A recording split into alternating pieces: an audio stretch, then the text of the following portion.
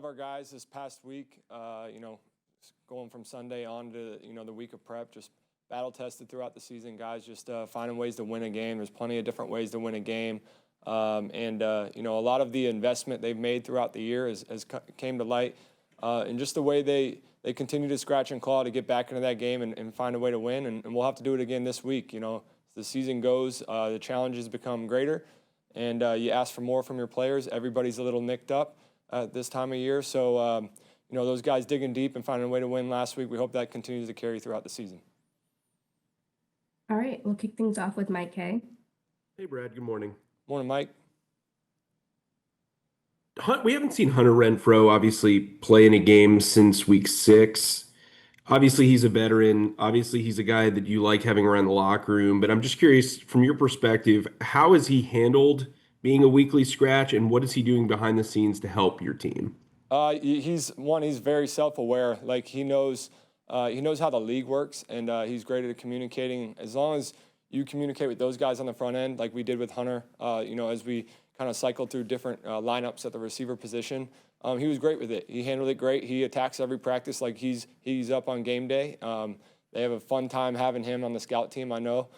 He's continuing to stress the defense a little bit in that regard. But me and him have great conversations every day, just route concepts. Hey, here's a little thing I think that would be great for T-Mac. Here's a little thing I think. He's such a selfless player that he looks at the game plan like a coach would and say, okay, I watched the tape too. Like, I think there's some cool things that you could add, and we're receptive to all of it. I think, TV clips get out there where, we're communicating with our players, constantly, even on the, the game-winning drive with Rico, that thing gets blown up. But, that's what we want to cultivate here is just a dialogue between coaches, players, and really the whole building just buying into whatever it takes to win. And Hunter's been a huge part of that, continuing to help those young guys, progress and then support Rob in whatever way he needs to get the message across on a game week. You've been a wide receivers coach. Could you see him kind of taking up coaching duties down the road? He just had a new baby, so I think he would probably put that on the back burner for a little bit. He also sees the hours. So I think he would be a phenomenal coach. He's also still a phenomenal player. So I do think his brain is there, but I do also know he misses this time with his family right now. And, just hope his wife and the new kids are doing well. Thanks. We'll go with Mike Stellarte, followed by Joe Person. Morning, Brad. Morning. After all there was a lot of chatter last week going into the Atlanta game about stretching the field, taking shots downfield, and why haven't you guys done that more? And then Bryce erupts for 448 and plenty of big throws. Where I don't want to sound rude as I ask you this, but where has that been? It's all right. I got those last week. I got those questions last week, and we've been seeing it all season long. And that's what I said last week, and I stand on that. We've been seeing it in practice. We've been seeing in the investment that he's had with these young guys. Some of the near misses in games. The biggest thing that I take away from some of the near misses in games is guys internalizing those messages, bringing them forward, and it came to light. Xavier is the perfect example of that. 2 weeks ago against New Orleans, he just barely misses a double move shot in the end zone, and then we have a carbon copy type of double move design to get him open, and he makes the play and runs through the catch. So that's just a huge testament of a young receiving core developing a relationship with their quarterback and developing trust, and really all those near misses, making sure that we don't repeat those same mistakes. And I think that really came to light, fortunately for us, all in one game. And we hope that continues to carry throughout the rest of the season. And that was my follow-up. I mean, now that guys actually they saw the near misses before, now they see the makes, the connections. Have you noticed this week, or I shouldn't say this week, but did you notice yesterday in the first practice watching the receivers that there's a little different attitude, a little different moxie, or are these guys just so compartmentalized that Sunday in Atlanta is it's obviously a distant memory, but is there any carryover to their confidence and their attitude? I think any player would admit, when you make big plays that boosts your confidence. But as far as their approach on a weekly basis, it's been ultimate professionals across the board. I commend our guys. It starts with our coaches, making sure that they click back in no matter what the result is on Sunday, coming back in, telling the truth about the film on Monday, and then clicking back into our process throughout the week. Those guys were locked in yesterday just like they were, every first practice of the week throughout the season. I really commend. They're a young group, but that professional approach has been there all along. And that for me is what makes me believe that, all those near misses and then some of the success, they handle it the same way. They put those lessons in their pocket, whether it was good or bad. All right, and we carry it forward for the next time those situations come up. I really, really commend, all of our skill groups and really the O-line as well. Just learning from all the things that we're experiencing as the season goes on. And one last follow-up. Could you talk about the young group being professional and showing the way? The veteran leadership in that receiver room is one guy's out with an arm injury, and Renfro Hunter's a practice squad guy. I mean, are they kind of showing these young guys what that's all about, or are the young guys kind of just figuring it out as we're 11 weeks in? Yeah, I think honestly, when you're playing football, the best tool is to learn from experience. Those guys, David Moore has been in the building every single day. He's like when your mom texts you during games and she's giving you the dialogue as the game's going around, but you don't check your phone until after the game and you have 40 text messages from her. That's David Moore, and that's Hunter Renfro when he's reviewing the tape. So it's really, really cool to see the vet guys buy in, even when some of the younger guys are getting more of the spotlight. And I think that's a testament to the culture that Dave brings here and that we're all trying to echo. And that's every single person in this building has a thumbprint on what we're doing. I'm so proud of how the players talk about the O-line, like the cycling of the groups that we've played with up front and how they continue to just communicate as if they were playing 12 games together. And that's a testament to Goody and Joe Gilbert and Dean Petzing and those guys investing into them and saying, next guy up mentality is true, and that really holds true, and that becomes so important down the latter stretch of the season when everybody's going to deal with some injuries, everybody's going to have some shuffling around, but we can't skip a beat in what we're trying to execute. So it really it is our culture in the building, and the young guys buy in, but that experience, man, you can't replace it. So I know they're grateful for having all those games under their belt, all those targets under their belt. And they just continue to ascend when you get all those live reps. Thanks, Brad. Yep. Hey, Brad, shout out to Mrs. Idzik. I appreciate it. Along those lines, what's like the coolest post-game text or pre-game text you've gotten from T-Mac? And also, like, what kind of conversations have you had with him during games? With T-Mac? Yeah. I mean, talk about being a kind of beyond his years.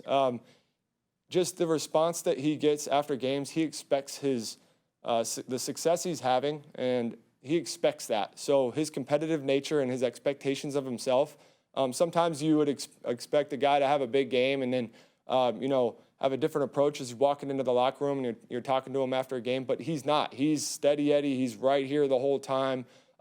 Whether that's, from where he's from and just being cool and, combine that with just his self-value and what he knows he can accomplish, he's going to continue to strive for more. So you don't have to bring him back down, from a high as a coach, or you don't have to push him back up when, he has, maybe an underperforming by his own standards, but he holds himself to that standard, and you can tell by the way you talk to him after a win, a loss, a good game, a tough game. He's just steady Eddie, and it's so much fun to work with guys like that because you know what you're going to get on a daily basis. How would you describe that Nalo vibe? Oh, man, it's California Islander. It's all there. You guys see it every day. But inside of that, like, don't be fooled. He's masking a real tough competitor. We challenged him in the run game. He showed up for us. And then in the pass game, in the biggest moments, he's attacking in nature, and we love to see it, man. We knew that was in there all along, going through the draft process, and to see it just come to light right away the second he stepped in the building is awesome. Thank you. Yep. We have time for a few more. We'll go with David Newton, followed by Cass. Hey, Brad, appreciate you doing this today. Yeah. I want to follow up on what Mike was asking about where was all that before, and what Bryce did. Um, it seems like multiple times during the season he's had a bad game or off game and has been kind of challenged. This is what he's got to do to show that he can carry the team and all that. What have you seen in him in those moments, or does he talk about that impresses you?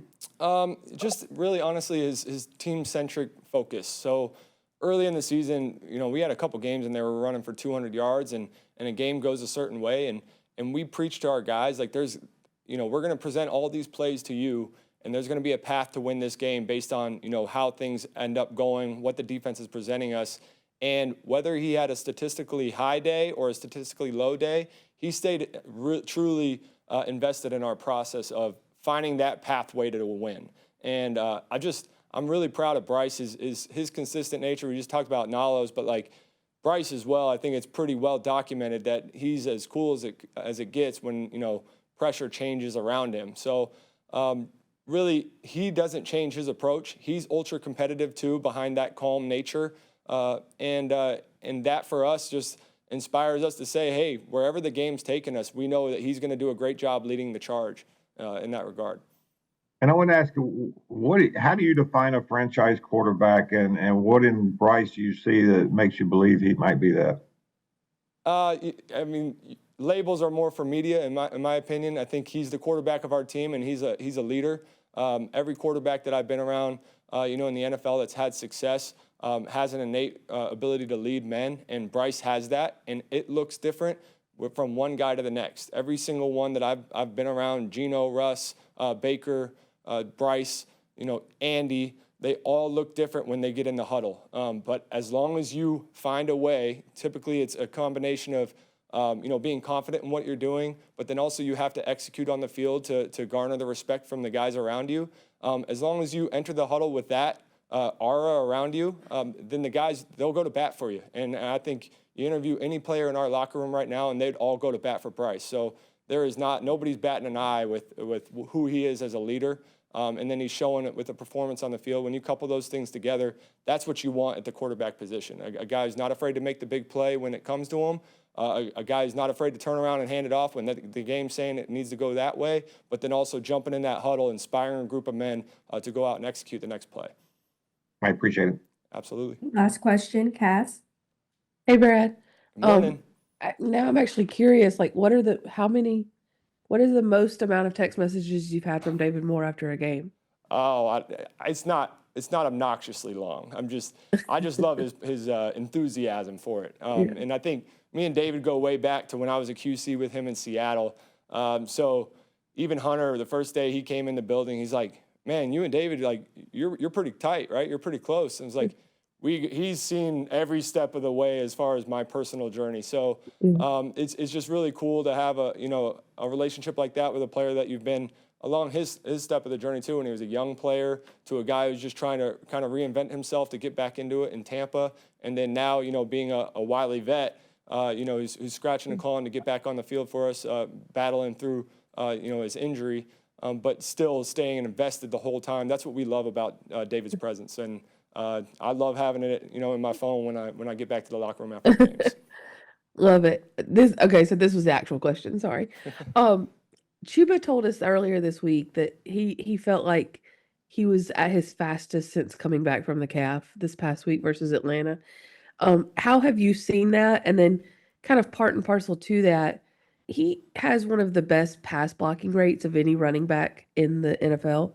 Is that a way to kind of get him back on the field now that he is feeling better, like maybe through RPOs or something like that, just to kind of get him back out there? There's no surprise that he's got a great pass block rate. He's one of the toughest guys in the building.